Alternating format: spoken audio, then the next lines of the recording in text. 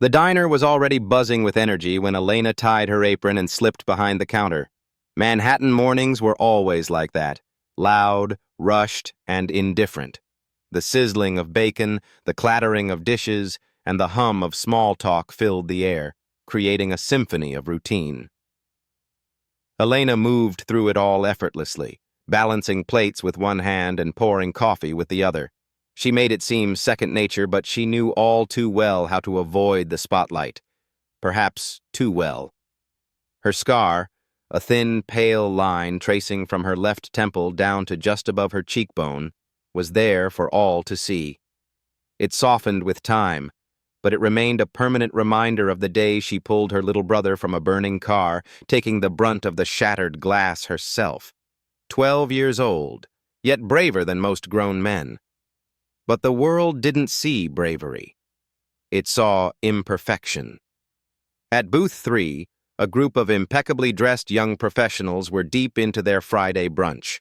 Their tailored suits and polished shoes looked out of place in the humble diner, and their laughter carried an edge. As Elena approached with their order, one of them leaned toward his friend, muttering loud enough for her to hear, "Well, that's one way to kill your appetite." The friend snickered. What? Did she fall face first into a blender? Their laughter spilled into the room like grease smoke. Elena didn't respond. She placed the plates in front of them, her hands steady despite the heat rising in her chest. "Come on," another added. "You think a place with decent omelets could spring for staff that didn't look like Halloween extras?" One of them reached for his coffee, glancing at her with a smirk. "Hey, sweetheart. Ever consider a job at a haunted house? You'd kill it." Elena paused, her jaw tightening. She could feel the eyes of the room flicker between their table and her. Slowly, she turned, locking eyes with the man who had just spoken. "Is there anything else you need, sir?" she asked, her voice even. He blinked, caught off guard for a moment. "Yeah, maybe a little makeup." "Or a curtain?" she replied, not flinching, not breaking. She simply nodded once, then turned and walked away. Across the diner, at a quiet corner table, a man had been watching the entire exchange. He was dressed neatly, though not showily, a dark blazer, an open-collared shirt, and a leather-bound notebook beside his half-finished coffee. His name was Julian. Unlike most who had witnessed the scene, he didn't look away out of discomfort. Instead, he leaned forward, his gaze following Elena as she returned to the counter and resumed her work, as if nothing had happened. Later, when the group of men finally left with a careless tip and louder laughter, Julian motioned for the check. Elena brought it over with practiced calm. "Thank you," she said simply. "No," Julian replied. "Thank you." She tilted her head, confused.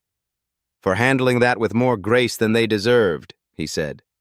Most people would have walked out or thrown a pot of coffee in their faces. Elena managed a small smile.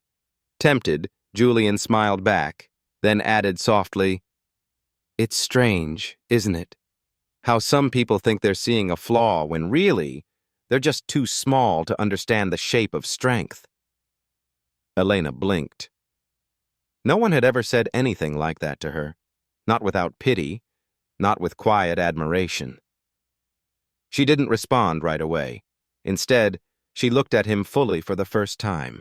His eyes were calm, serious, without a trace of condescension or curiosity, just presence.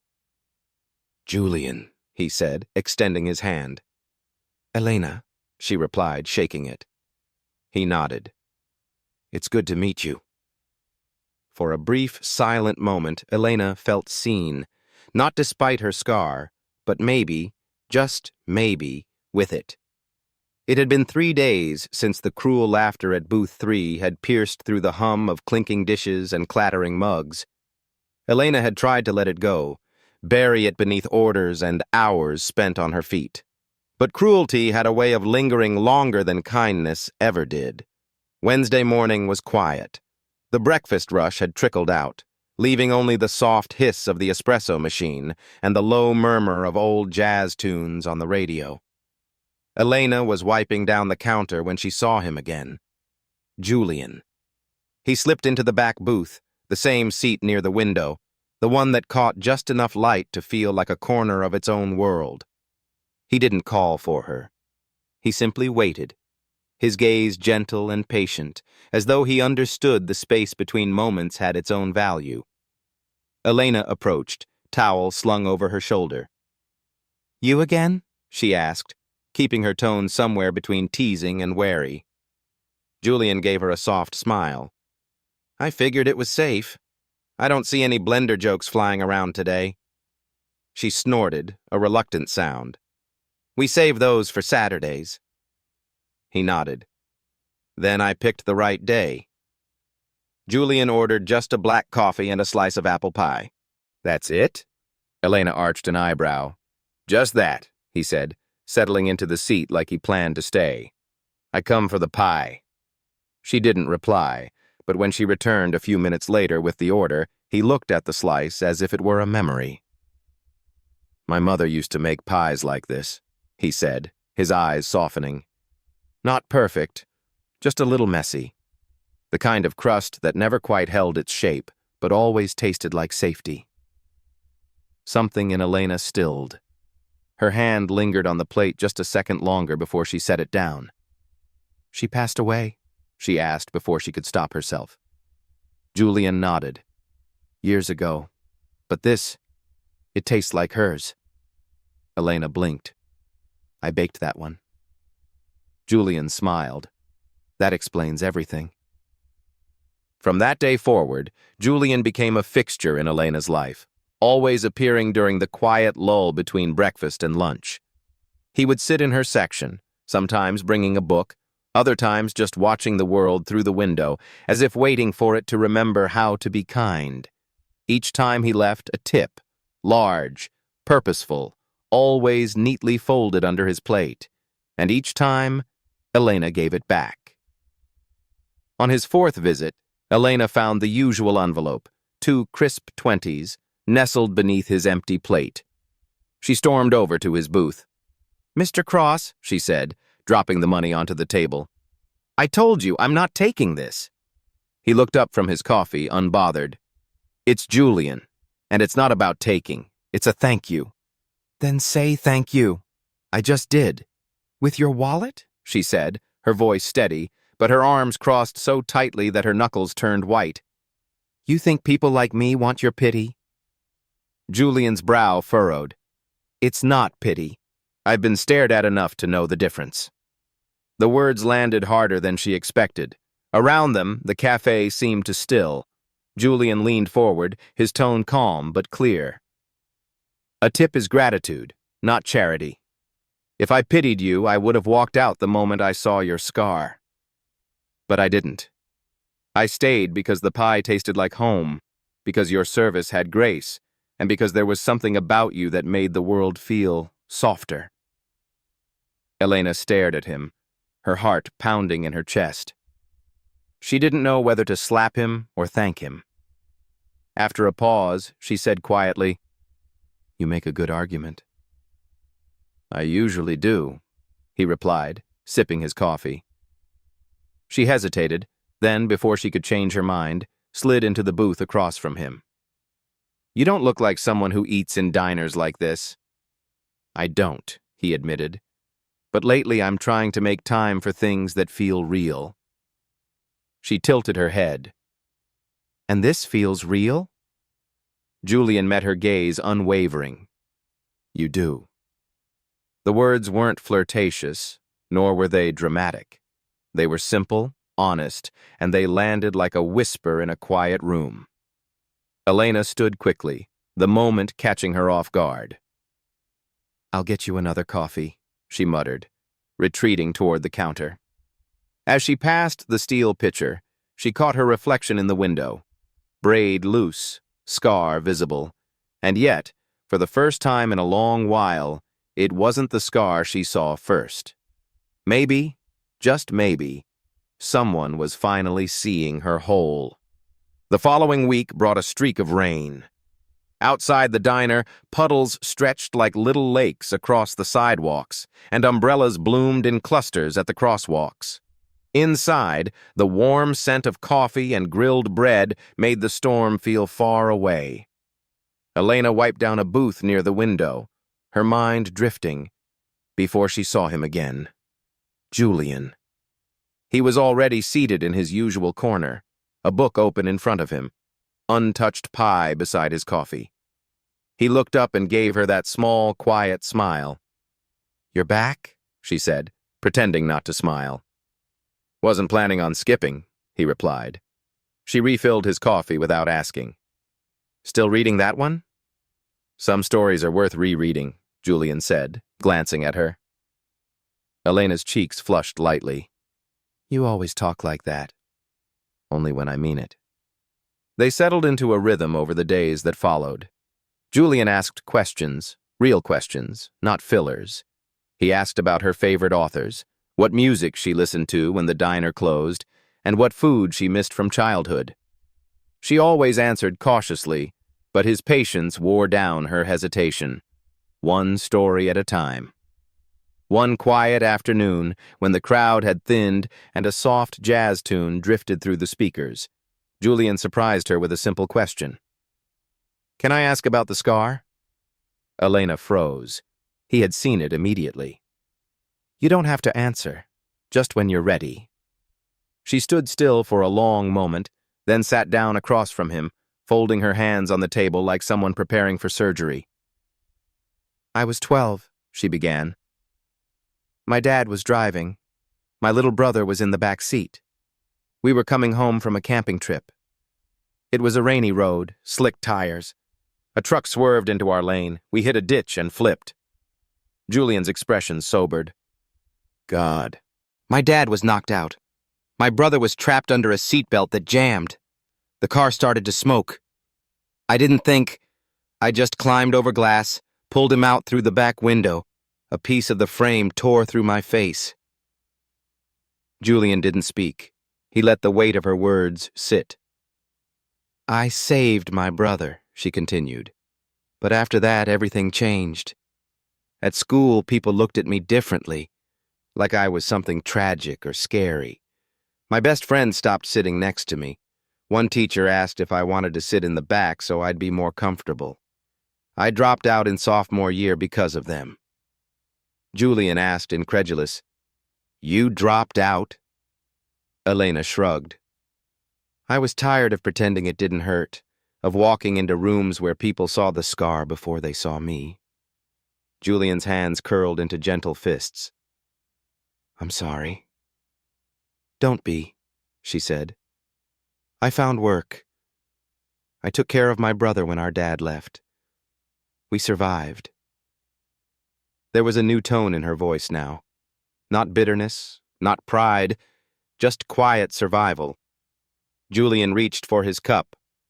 "You're stronger than anyone I know." Elena didn't answer. She just nodded and stood up, leaving him to his coffee. Later that evening, on her way to grab lunch from the corner bodega, Elena saw him again, but not at the diner. He was across the street, an elderly woman standing near the curb, her cart of groceries too heavy to lift. Rain drizzled on her scarf, and she looked clearly overwhelmed. Julian, his coat unbuttoned, walked up beside her, spoke gently, and picked up her cart. He didn't look for thanks. He didn't wait for anyone to notice. He simply helped her across the street, guided her into a cab, and turned away before the driver even pulled off. Elena watched the entire exchange from behind the bus stop awning. She didn't call out to him. She didn't need to. That night, back in her small apartment, she stood in front of the bathroom mirror. She looked at the scar, brushing her fingers along its edge. She didn't cry, but for the first time in years, she wondered if maybe someone could look at her and see more than pain. Maybe someone already had. It had been a long day, the kind of day where rude customers blurred together, where tips were thin and comments sharper than usual. Elena felt the exhaustion deep in her bones as she closed the register, rubbed the back of her neck, and grabbed her coat. Julian was waiting outside. She saw him through the window, hands in his pockets, leaning against the lamppost like he had all the time in the world. When she stepped out, he straightened. "Rough day?" he asked. "You could say that," she replied, her voice flat. He hesitated, then offered gently, "There's this place down by the docks. They serve food that doesn't taste like cardboard and let you linger. Want to go?" Elena blinked, surprised. She opened her mouth to say no, out of habit, out of fear, but something in her softened. Maybe because she was too tired to keep her walls up, or maybe because he wasn't pushing, just asking. She nodded. "Okay, but no pie talk tonight." Julian grinned. "Deal." The diner by the water was quiet, cozy, and dimly lit. Old jazz floated from unseen speakers, and the wooden floor creaked under their steps. Elena felt her shoulders relax for the first time in days. They sat by a window, the dark river glimmering under scattered streetlights. Conversation came easier than she expected. They talked about books, the absurdity of elevator music, and the weirdest customer complaints she'd ever received. Julian told her about his travels, nothing flashy but detailed and thoughtful. He had a way of seeing beauty in small things. A tea cellar in Kyoto, a laughing child in Nairobi, a storm he once watched roll in over a wheat field. When the food came, they ate slowly, unhurried. When the rain began to fall outside, soft and steady, they lingered a little longer. The drive back was quiet. Julian turned on a low instrumental playlist, and Elena sat with her cheek against the window, eyes heavy. The rhythm of the car, the rain, the full belly, it all pulled her toward sleep. She dozed off, her head gently turning to the side. Julian glanced over at her. Her hair had slipped behind her ear, revealing the scar in the soft dashboard light. It was a gentle curve, not jarring, just there, a part of her, like a birthmark etched by fire and survival. He did not look away. Instead, he reached into his coat pocket and pulled out a small, delicate bloom, a flower she had once admired in passing, purple, wild, lovely in its unpolished way. He placed it gently on her cheek, right over the scar, not to cover it, but to frame it. When Elena stirred minutes later, she touched her face and found the flower. Confused, she turned to him. "You put this here?" Julian nodded, eyes still on the road. "I found it earlier. Thought it belonged somewhere special." She held it between her fingers, brushing it lightly. "Why there?" He glanced at her, then back to the road. "Because it's a beautiful place, unique, unforgettable." Elena swallowed hard, staring down at the flower. He added softly, "Some people think scars are damage. I think they're stories. And that one, it tells the story of someone worth knowing." Silence settled between them. Not awkward, not forced. Just stillness. When they pulled up to her apartment, she didn't get out right away. She looked at him, really looked, and didn't turn away when his eyes met hers. This time she didn't shield the scar, didn't shift her hair. She let it be seen. "I've spent a long time trying to hide this," she said quietly. Julian replied, "Maybe it's time to stop." She nodded. "Just once." And then she took the flower, tucked it behind her ear, and said, "Thank you for dinner and for seeing me." He smiled. "You're welcome, Elena." And for the first time in a long time, she stepped out of the car, not as a girl hiding her face, but as a woman walking forward, carrying her story in full view. Elena was refilling the sugar dispensers at the counter when her phone buzzed. She barely glanced at it, expecting a spam message or an update from the bakery supplier. But before she could check, her coworker Mia rushed over, eyes wide, holding out her phone like it was something radioactive. "Have you seen this?" Mia asked, her voice pitched somewhere between panic and disbelief. Elena frowned and took the phone. On the screen was a gossip site she'd never visited in her life. Flashy fonts, flashy images, the usual scandal. But front and center, her. A bit blurry, slightly tilted, but there was no mistaking it. Her face, the scar, her side profile lit by the soft golden glow of the dockside restaurant's lights. And beside her, laughing mid-sentence, was Julian Cross. The headline screamed across the top, "Billionaire in hiding Julian Cross, spotted dining with scarred waitress in downtown dive." The words blurred, then sharpened. Her blood turned to ice as she scrolled down, hands trembling. There were already hundreds of comments, some supportive, some curious, but many cruel. Words like charity case, pity date, and Beauty and the Beast leapt off the screen like knives. One comment read, "Guess even billionaires have a kink for damaged goods." Another, "Brave of him to go out with that. Must be part of a PR campaign." Elena felt the air drain from the room. She dropped the phone onto the counter like it had burned her. She didn't finish her shift. She didn't even tell anyone she was leaving. She just grabbed her bag and walked out into the street, not caring that she had flour on her apron or coffee on her shoes. By the time she reached her apartment, her phone was buzzing non-stop. Notifications, texts, missed calls, even emails from reporters. She turned it off and tossed it on the couch, heart pounding. Her fingers instinctively went to her face, brushing over the scar like it might have grown bigger in the last hour. It felt huge. It felt loud. It felt like it was suddenly all she was again. She sat at her kitchen table in the dark, the only light coming from the flickering street lamp outside.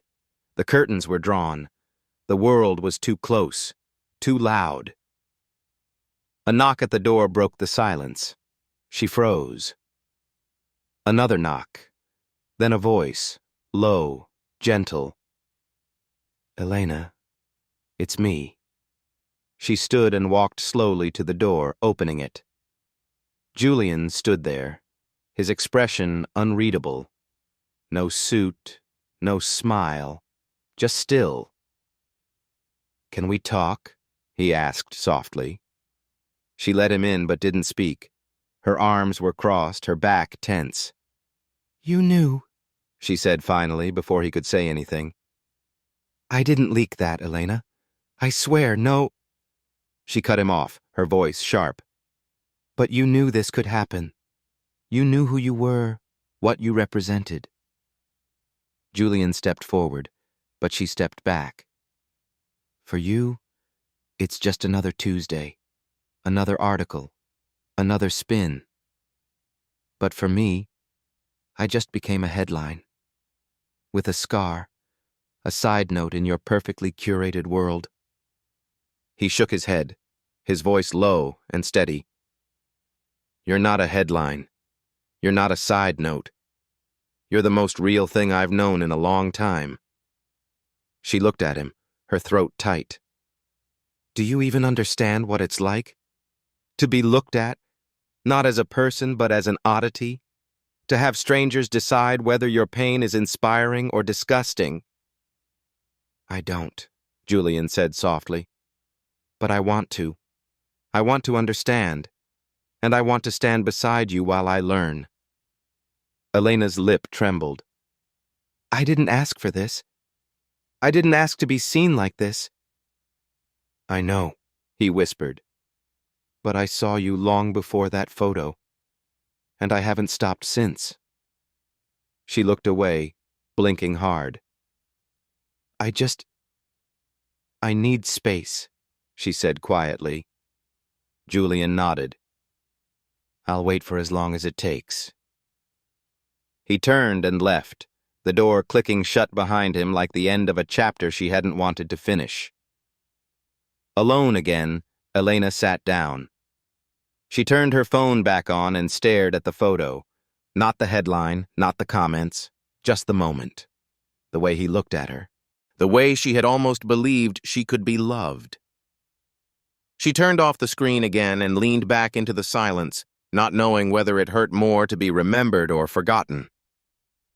For days, the diner stood without her. Elena had turned in her apron without a word, left her final paycheck uncollected, and silenced her phone. She moved through the world like a ghost, unseen, unheard, and untethered. She did not reply to Julian's messages. She could not. Not because she was angry, but because she was afraid of being defined by something she could never erase. Instead, she returned to a room she had locked long ago.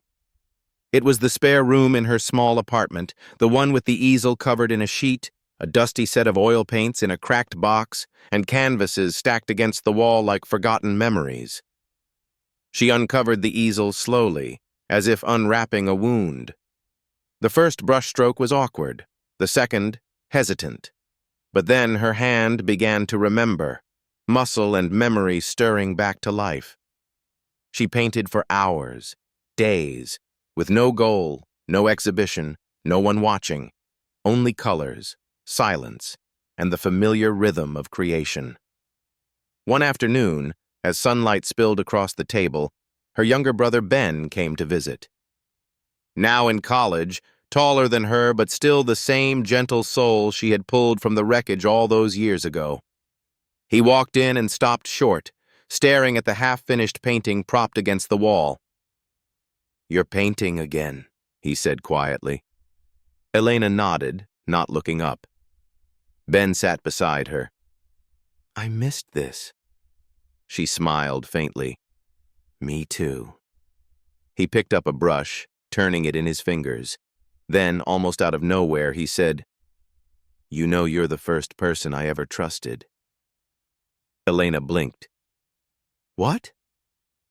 That night, Ben continued, "When the car was smoking and everything was on fire, I didn't think anyone would get me out. But then I saw you crawling through glass, not even thinking about yourself. I knew then I could always trust you." Elena froze, her hand trembling. He looked at her, eyes filled with quiet gratitude. "You carried that scar for me, for us, and you never once made me feel like I was the reason your life changed." Tears welled before she could stop them. "You were a kid," she whispered.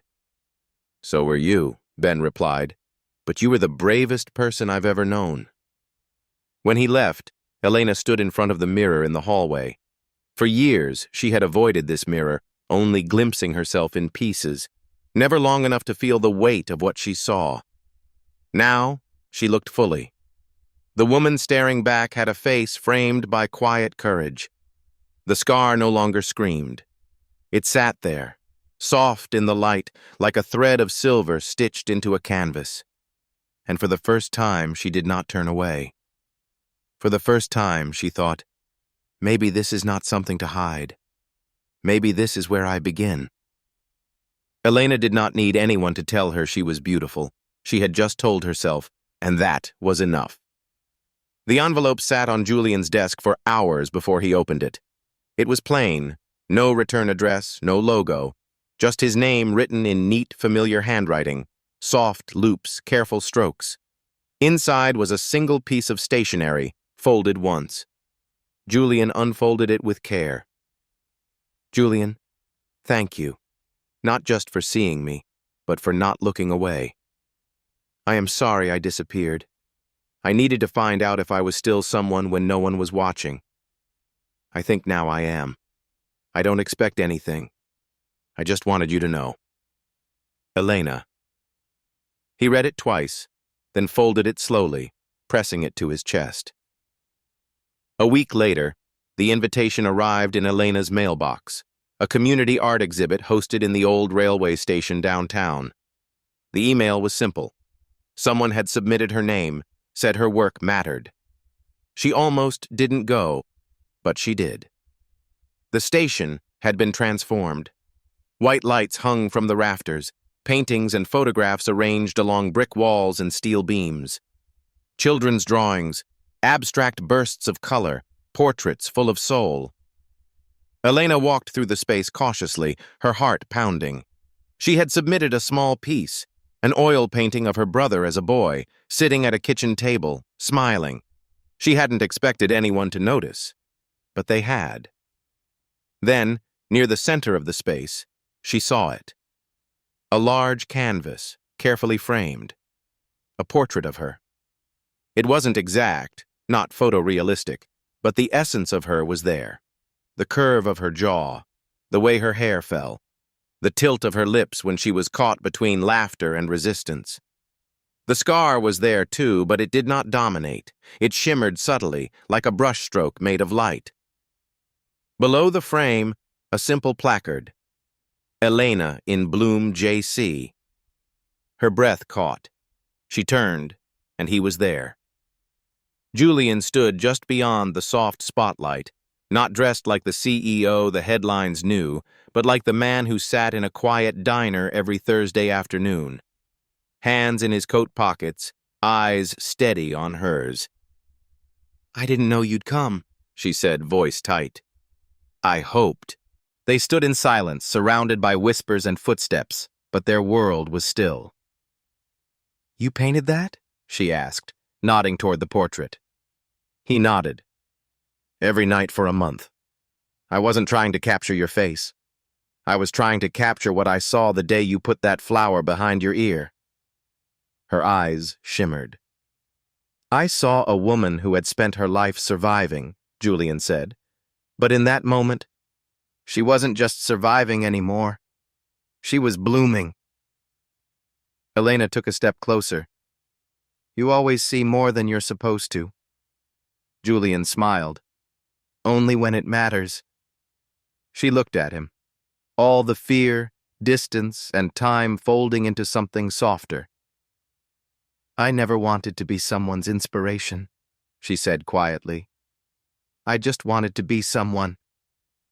"You already were," he said. "Long before I met you." She bit her lip, fighting a smile. "You never stopped painting, did you?" "Not after I met you." A pause. Then he added, voice lower. "I used to think strength was about standing alone, building walls. But you taught me it's about letting someone in, even when it hurts. Especially when it hurts." Tears spilled freely now. Julian reached for her hand. "Elena," he whispered, "I've seen you powerful. I've seen you graceful. But right now, right here, you're the most radiant thing I've ever seen." She squeezed his fingers. "And you're still the man who brings pie just to talk." He laughed, and she stepped into his arms. This time she did not flinch when he touched her cheek. This time the scar was not in the way. It was a part of the moment. And this time, when they stood close, it was not about fixing each other. It was about choosing to stay. Morning light streamed gently through the windows of the small bakery, painting the tiled floor with soft gold. The sign above the entrance read, "Scarlet and Kindness," its hand-painted letters warm and welcoming. Beneath it, a quieter message, "Where every story matters." Inside, the comforting scent of cinnamon and vanilla lingered in the air.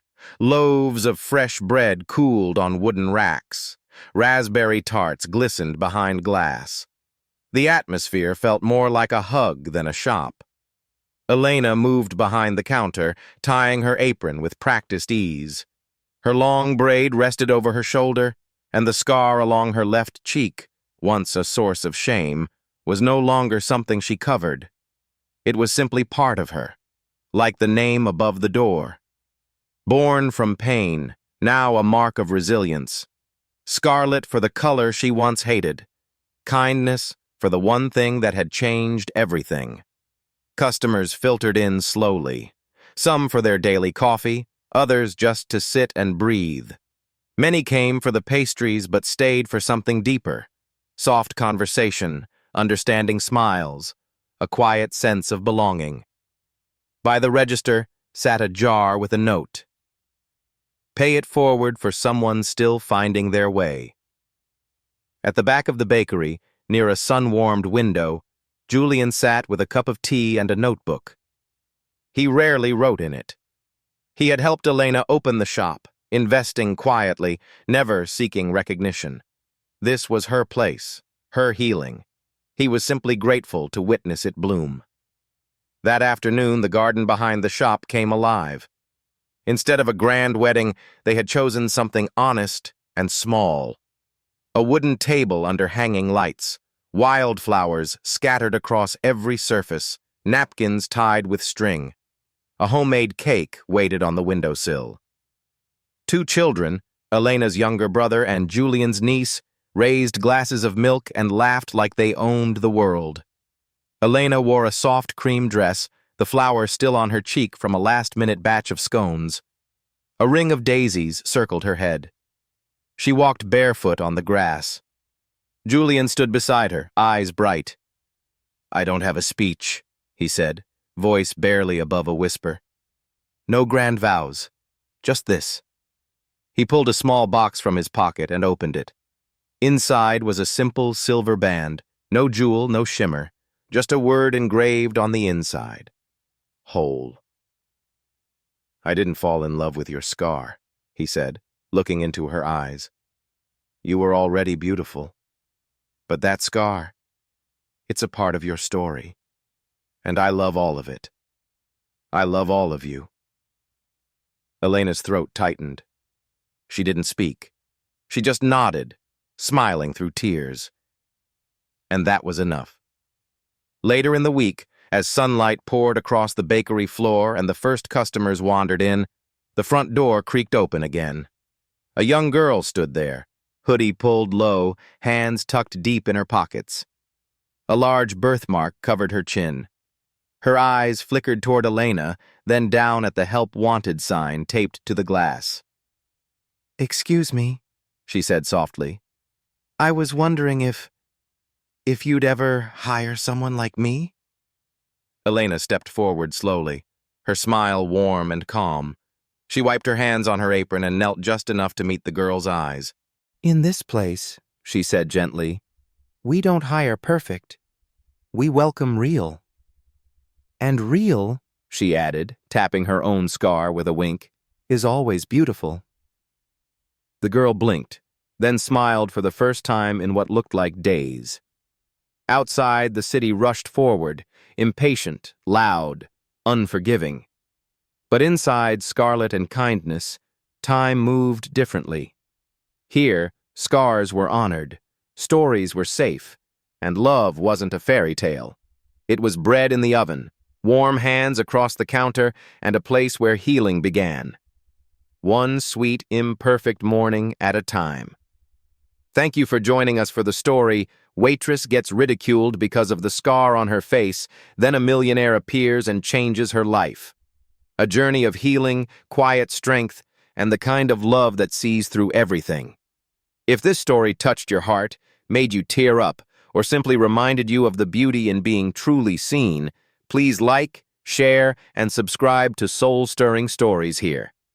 Every scar holds meaning, every soul deserves peace, and every heart is worthy of love. We'll see you in the next story.